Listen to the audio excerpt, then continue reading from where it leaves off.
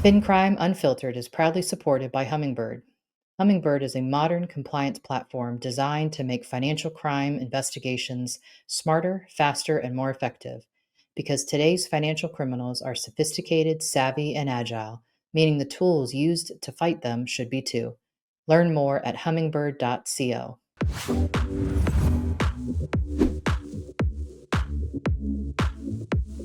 Hi, and welcome to episode 7 of FinCrime Unfiltered. I'm Sarah Beth Felix. Thank you for joining us again. We've gotten a lot of traction. I can't believe it's already been, this is our 7th episode, it's our 7th week, and heard from a lot of people, and it's been very encouraging, so thank you. Lots of nice notes saying that it was very helpful and that it helped to move their program forward, but I wanted to at least bring to light that 95% of the messages that we're getting either in our email at fincrimeunfiltered@illicitedge.com or through my LinkedIn channel, both 95% of them are operational AML officers or in the AML function at their respective institutions. So I wanted to say thank you. And this is doing exactly what I wanted it to do, which was to have hopefully material impact in how you view the threats that are in your institution. So please keep it coming. Always happy to answer. Of course, if you send me a question about how to move this money out of this weird wallet, clearly you're not going to get an answer from me. But when you email me and ask for the front company list of indicators that I talked about in episode 5 and in episode 6, I will send them to you. So thanks, and please keep it coming. All right, so today's episode, I wanted to talk about 2 different things. The first one is actually an article that was published first thing Monday morning on the Wall Street Journal. And I was in DC this week earlier, having great productive meetings. Show up to the first meeting on Monday morning, and one of my favorite people in this industry, Natalie Loebner, Loebner. If you don't know her, you should know her. She's brilliant. Show up to this meeting and she says, "Hey, have you read the article in the journal this morning on a multi-billion-dollar, what the journal was calling a fraud scheme or a scam that was happening in Iraq on MasterCard Visa rails, and how it moved a whole bunch of money to Iranian militias?" And I said, "No, haven't. Just got here to this meeting. Let me go take a look." It's quite a long article. We're going to put the link in the description of each of the platforms. So if you want to read it, definitely you'll need to carve out about 20 minutes or so to really get your hands around what the author was trying to talk about. But I wanted to go through this because I think it's very, very important, not just from a national security perspective, but also always lessons learned out of this and good reminders to take. So just kind of generally, I wanted to talk, there are many aspects to this article, so I'm trying to condense it to some bites, if you will. We live in a soundbite culture where most people want something very short and able to operationalize. So that's what I'm going to try and give you with this, even though it is pretty complex. It involves black market foreign exchange rates in Iraq, from the dinar to their unofficial currency rate that they use.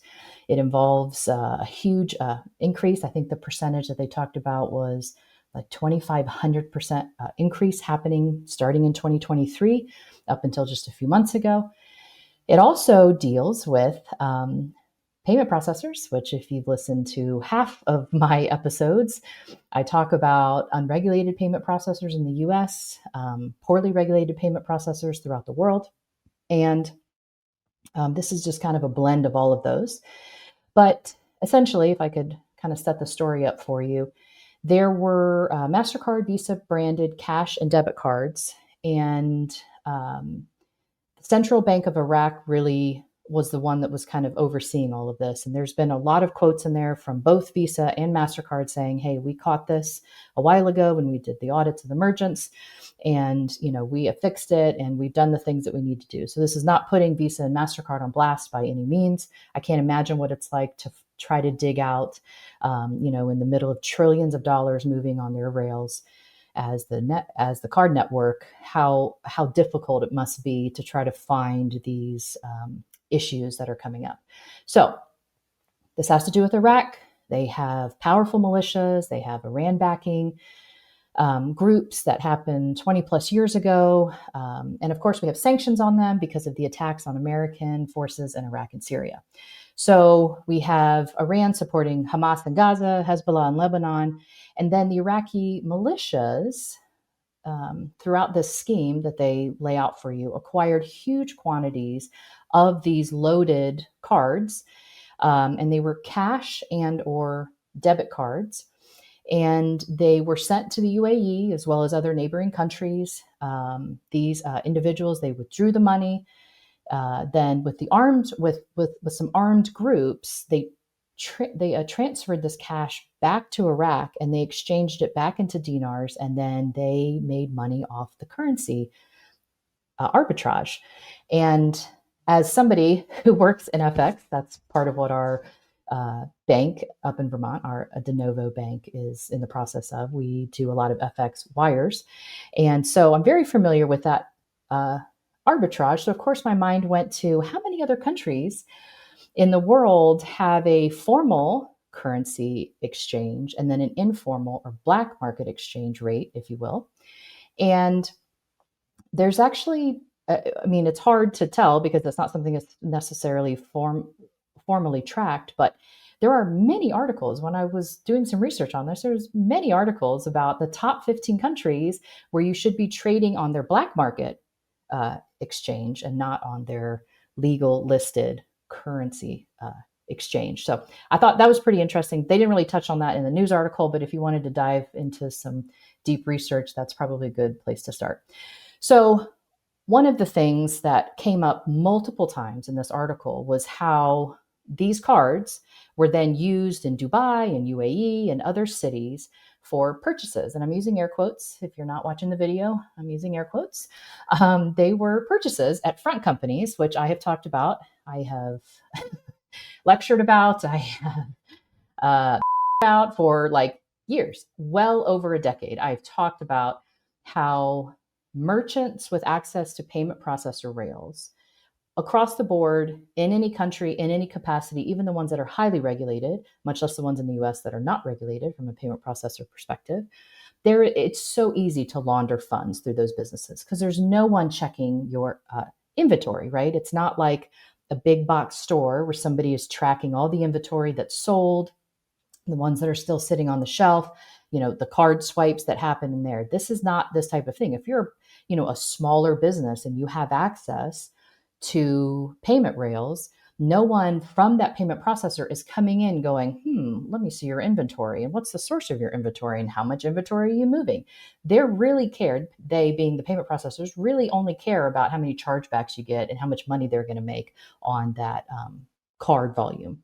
So this, while they don't talk about that in the article, if you're reading between the lines in multiple places in this long article, they definitely talk about some of the front company issues that we're seeing over and over again.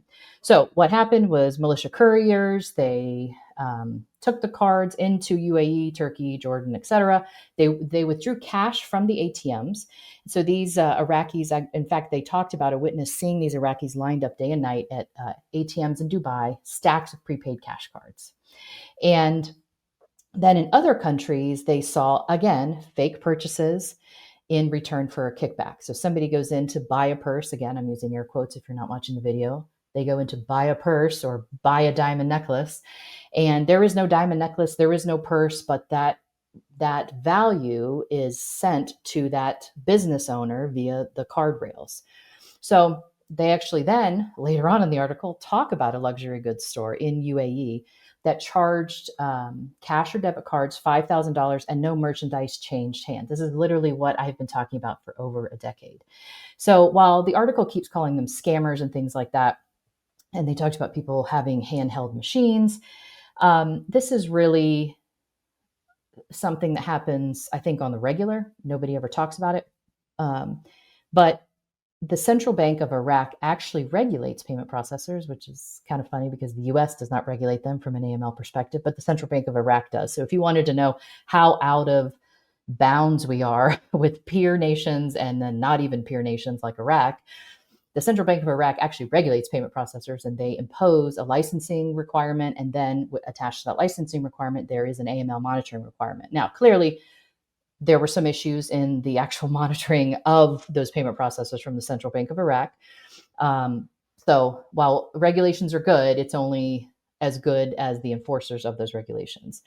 But this is something, again, that happens across the board. And now with the internet, I mean, not now, I mean, it's been 20 plus years, but now with the merchants and the shops you can set up online, it makes ghost product transactions, transaction laundering, much easier, overpriced goods, much easier to do, where you don't even have to move from your house, right? You can set up an online shop, again, using air quotes, if you're listening to this.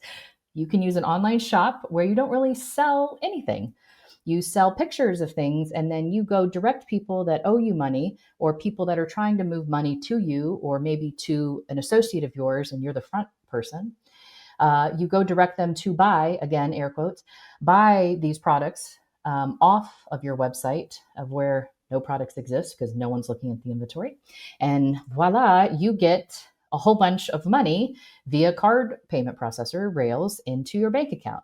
So, and then, you can move that money out via wires or crypto or any other way. And to me, that's where this article they kind of circled around that basic process. They didn't really dive right into it.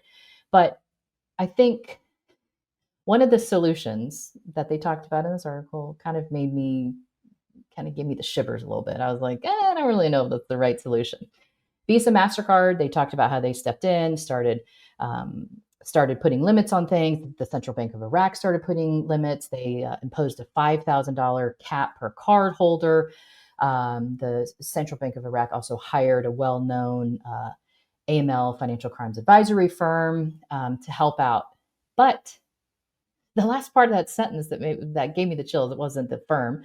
That I know super sharp people that work at the firm that's named. So it's not them. But what they did was they required every card issuer in Iraq to shift to an Iraqi bank with a correspondent U.S. bank. And that, the correspondent banking field does not need more stress. And I feel like this is going to impose more stress fractures, if you will. We already know that correspondent banking is very difficult in the US because you have to see your customers, and sometimes your customers, in this case, your customers. And then in some instances, your customers, merchants, customers. And that's a lot to put on a US bank. And while, yes, there's some reliance that upstream bank can impose, I don't understand why they're taking something that's inherently high risk and then they're shoving it into the US, where we know that in the US, we actually don't regulate payment processors.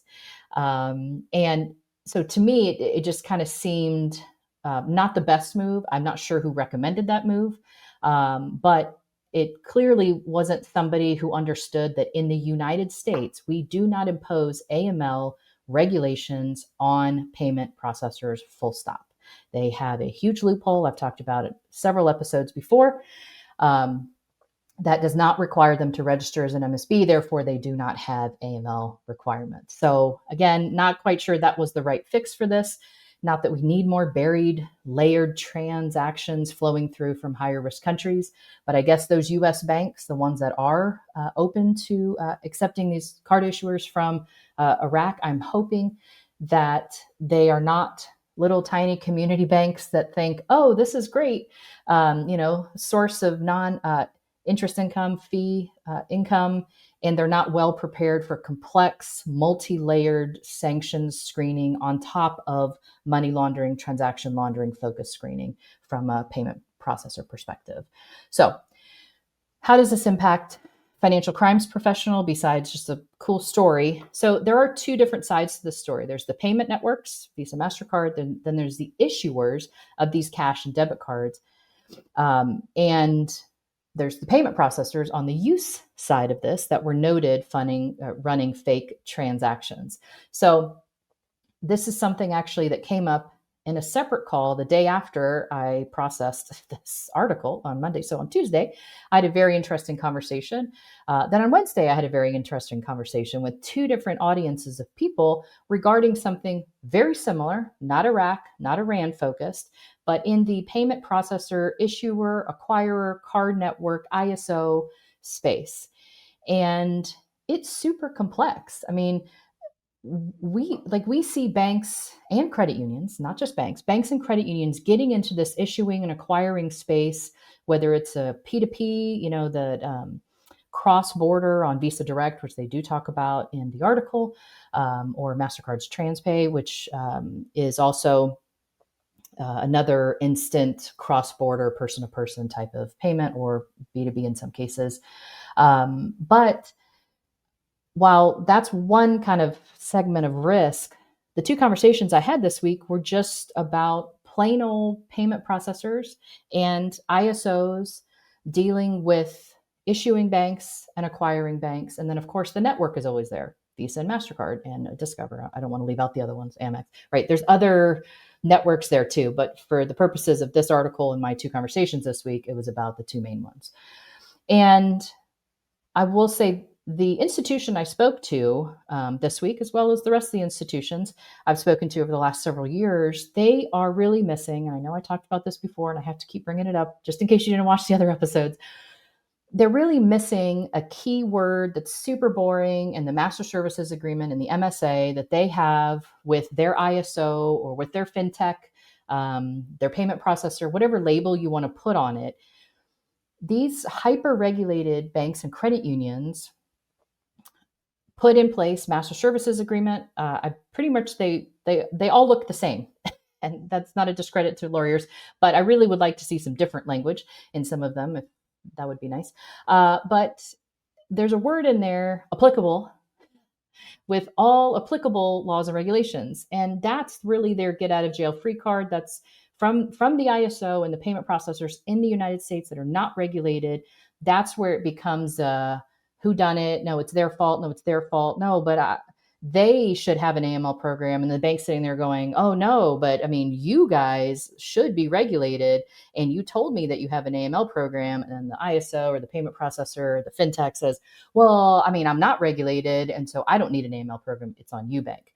And I have seen this. I've actually sat in those meetings a lot over the last 12 years that I've been talking about this. And it's really unfortunate. So those things can be fixed, right? In the US, if we regulate payment processors, if we remove those loopholes in our federal law that allow payment processors to process trillions of dollars without being registered as an MSB and without having an AML program on those, that would help solve a lot of this.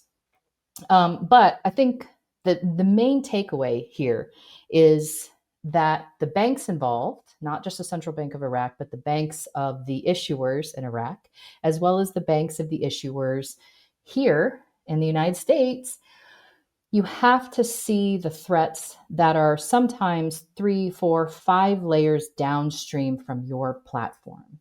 And I think banks and credit unions, they take what they think is an appropriate position, saying, oh, well, I am legally protected because I've got all these things signed, but they don't really understand all of the ways in which their rails can be easily paid for, if you will, out to parties that are, many layers separated from them, right? Because this is usually a decision from the head of payments, somebody with no AML background and no general knowledge of how a downstream merchant for an issuer or an acquiring institution, how a downstream merchant and their downstream merchants' customers could use that payment platform, whether it's a handheld POS device or an online store or a brick and mortar store, how they can be used to run illicit funds or to be used for illicit purposes. So basically, transaction laundering is alive and well.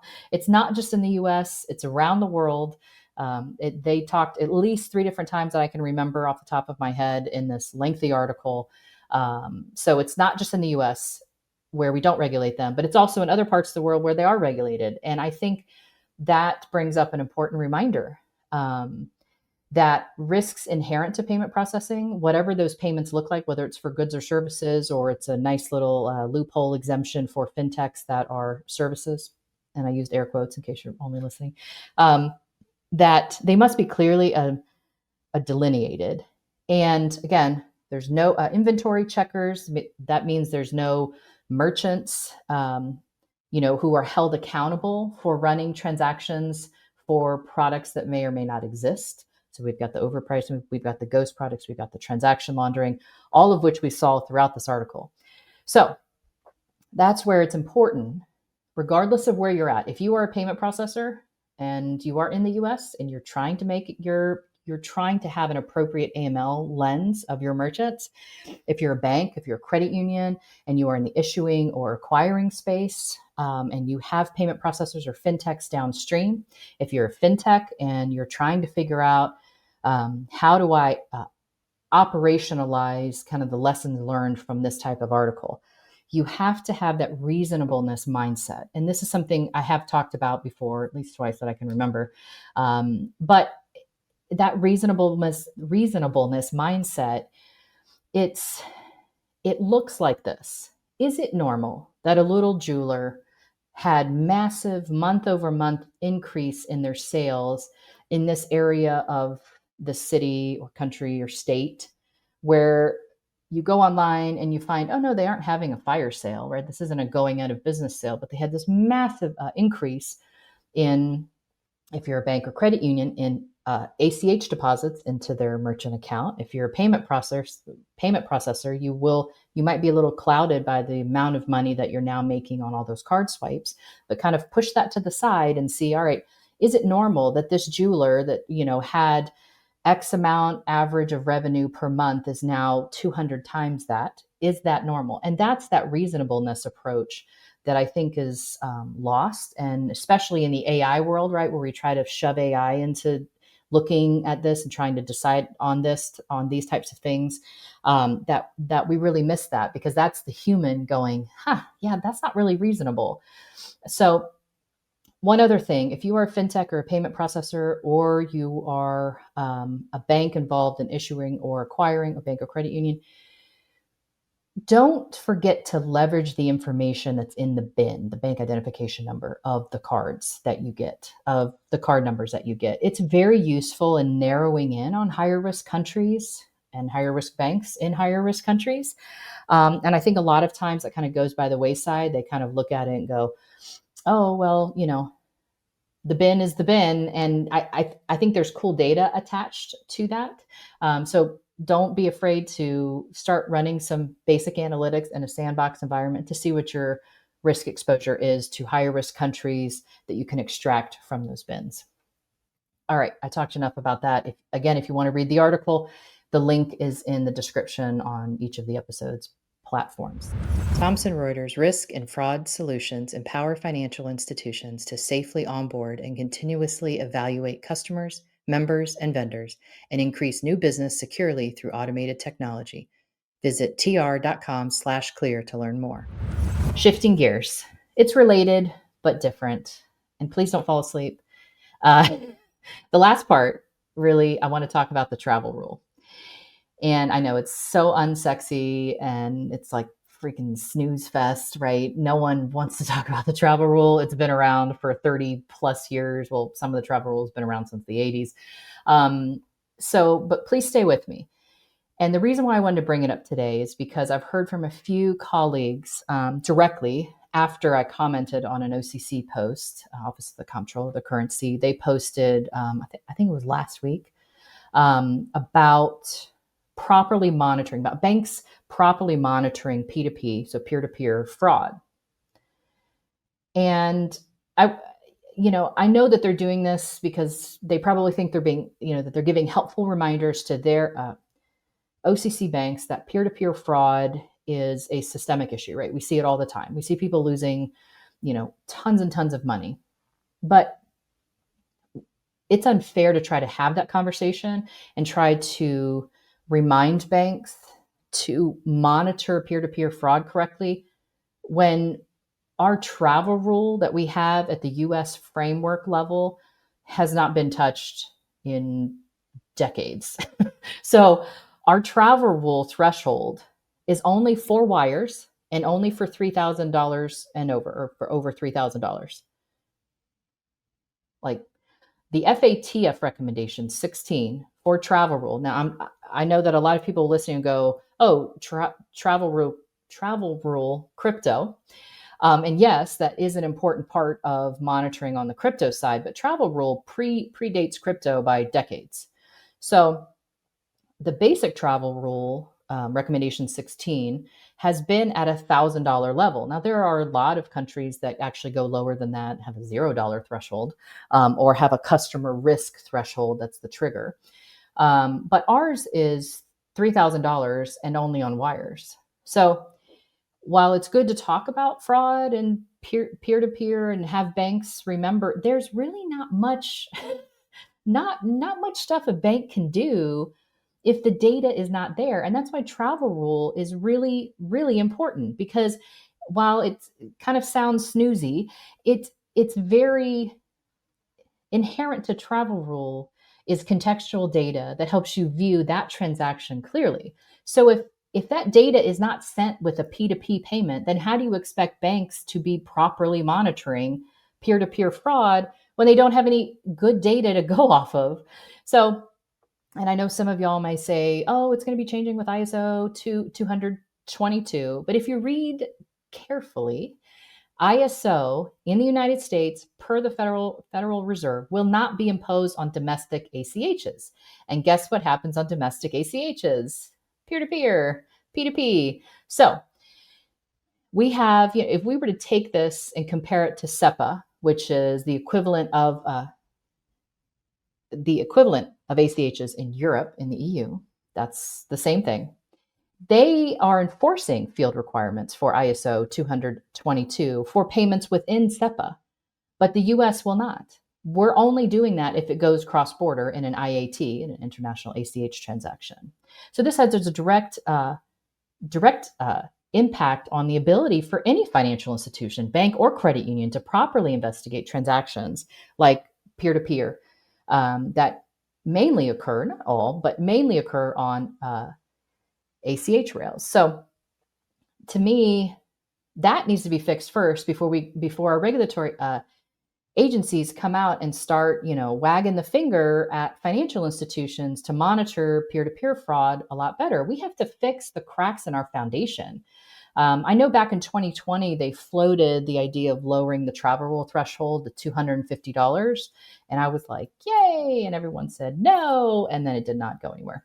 But again, that was only for transactions beginning or ending outside of the US, that they were going to drop that. But that did not stick. So I am in different bank data all the time, do a lot of model validations. And when I'm trying to help guide a bank or a credit union on how to have an efficient and effective approach to monitoring for different financial crimes, there's not much we can do, because the ACH descriptions that are flowing through from Zelle, that are flowing through from other P2P platforms, don't have enough information where we can actually clearly say, oh, this person, John D, period, not John Doe, but John D with some random phone number, is actually the same guy that this person has sent money to in the past. In fact, when I do training of federal law enforcement agencies, and I also guest lecture at some colleges and universities, one of the examples I give is a whole list of Zelle payments. Of course, all the PII is stripped out, except for the phone number, because the phone number shows up in every single P2P payment on the Zelle rails. And that phone number is actually the phone number of the bank receiving the Zelle payment, not the phone number of the person sending the Zelle payment. Now, I have been told by people at Zelle and other platforms that information is available, but people aren't asking for it. Now, I tested that with a couple different clients. I will say that the old adage of ask for what you want and see what you get is a pretty good approach to this. So if you are an institution that's struggling because you do have a lot of P2P fraud and you're not getting enough information in the ACH description 1 fields, go dig into the 2 fields. Sometimes it's there, sometimes it's not. So if you're a bank or credit union and you're working, if you have third parties in the fintech payment space, it is vital that in these discussions with whatever payment platform rail that it's going to be running, right? It could be Visa Direct, it could be MasterCard, it could be Western Union, it could be a whole bunch of things. It could be income, right? There's a rainbow flavor of fintechs and payments that kind of live behind the scenes of these front companies of fintechs. If you are an AML officer and you are not in these data discussions, you absolutely have to invite yourself. You have to be at that table in that room saying, hey, so these are all the fields that you say that you're collecting. Why are we not getting those? I need all of those fields to pass through to my AML system. So this is something that I did test. I will say we're at about a 60-40 split of yeses, but I think it's a good start, right? Is it going to fix what's missing in our federal framework regarding travel rule? No. But will it help offset and make sure that your bank or your credit union is getting enough information for you to not only combat or detect and then combat P2P payments, but also if you have third parties, fintechs and payment companies that are using different rails behind the scenes, that you get enough information, that you're also equipping the other banks downstream to get enough information to see things clearly. So I did ask our producers to put up a screenshot of something from a long time ago. I believe it was like 1997. So, and it was a FinCEN advisory from 1997. So if I'm doing the math, that's what, 28 years ago. That's a long time. They talk about the importance of travel rule. And the quote reads, law enforcement authorities have identified instances to the Treasury in which records maintained by financial institutions were incomplete or insufficient and thereby hampered criminal investigations. That's why you don't sleep on the travel rule right there, is because the whole point of everything that we're doing is to find suspicious activity and report it in a timely and highly effective manner to our federal law enforcement partners, full stop. And if we don't have the information as a receiving institution, if we don't have enough information about the originator outside of our institution, that directly affects the information that law enforcement counts on in order to build a case. And last year, I was in a closed door meeting. We were talking about CSAM, child sex abuse materials, and the distribution of that, and this, vacation for child sex abuse that happens largely in Asia. And as a mother, right, your blood just boils on this stuff. And as we're sitting there and there's just really brilliant minds in the room, they're talking about what they're doing to monitor and to do this and that. And my mind kept coming back to all of these payments are a few $100s. They're all a few $100s. They're all a few $100s. I don't know how the US can really, with all of its might, go after and, really get rid of the massive things that present such huge risks and threats to our society as a whole, like child sex abuse materials, if we don't pass information along with that payment because they don't hit the trigger of the travel rule record keeping requirement at $3,000. Most of our predicate crimes happen at a few $100s, not at $3,000.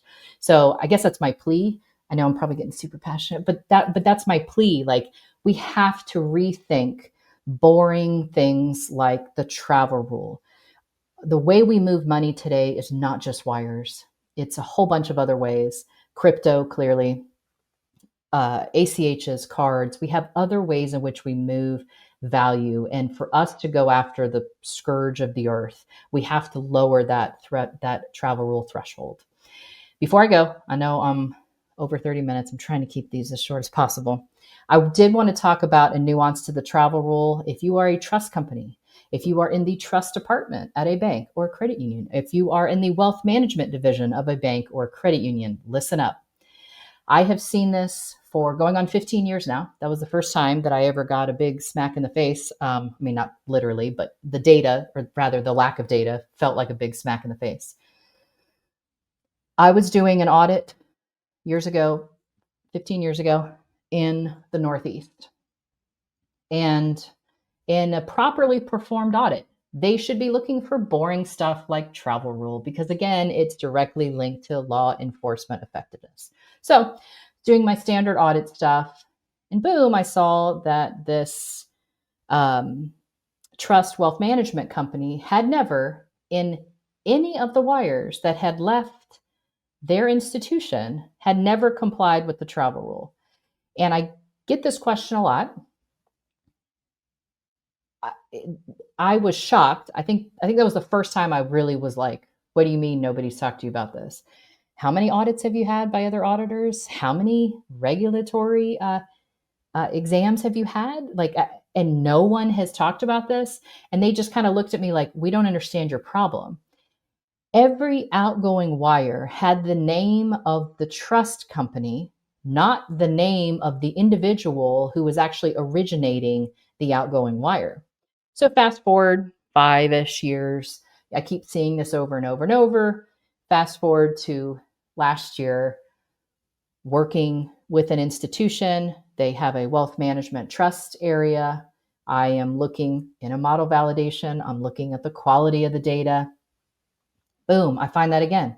Every single outgoing wire from the bank, the originator's name was the name of the trust and wealth management department on the originator's name with the bank address in it, going to wherever that customer was sending their funds. If you're doing that, please stop. And if you're an examiner and you haven't looked at that, please look. Like, I don't understand how we're supposed to try to make a dent in money laundering and try to connect these networks if the data is not there. Like, is the trust company, the department of the bank, or the department of the credit union, or maybe even a wholly owned subsidiary, are they sending that wire? Yes, they are the ones actually putting the wire into the system, but that's not what the originator is. The originator should be the name of the trust or the name of the person within the trust that is sending those funds over $3,000. So please, it's vital to law enforcement efforts, as clearly stated by FinCEN 28 years ago. It has not changed. In fact, if anything, I think it has gotten more and more important as money moves very quickly throughout the world. So I know that probably felt like a lecture, and I apologize if it felt like a lecture, but I just feel like somebody has to talk about this, even if it's not fun and not really, as exciting as the Wall Street Journal article on Iranian-backed Iraqi militias. So I know that was probably the most exciting part of this, but I think it's also important to get down to basics, and that's what the travel rule is. So takeaways: ask for what you want, see what you get on that. Definitely, if you're a bank or credit union and you're a bank or credit union facilitating third-party payments, definitely ask, what data fields can you send me? What data fields can you send that downstream bank? That is definitely important. Start reaching out to your head of operations, your head of payments. Go to them as the expert in their field. Hey, can you tell me a little bit about some of the data that you are getting in this payment flow that maybe I'm not seeing in my AML monitoring system? And of course, if you are an AML officer and you're in charge of a trust company or wealth management department, or they fall under your enterprise-wide type of AML program, and you're sending wires over $3,000, of course you are, especially if you're in trust company or wealth management, I would say 99% of your wires are over that $3,000 threshold. Please ensure you're complying with the travel rule, that it's not the name of your trust company, it's not the name of your trust company department or your wealth management department that is on that originator field, that it is the person who is actually requesting the wire and or the name of the trust and the address associated with that entity. The spirit of the law really is providing information so that the receiving financial institution can perform their investigations and perform sanction screening. If you're all of the originators or the title of the bank or a title of the department of the bank, you're not in compliance. So let's change that. I know I'm at time. Thank you again for listening. Thank you for your time. Please continue to reach out, like, subscribe, share. Please send me an email, FinCrimeUnfiltered@illicitedge.com, or find me on LinkedIn at I Follow Dirty Money. And we hope to see you next week. Thanks.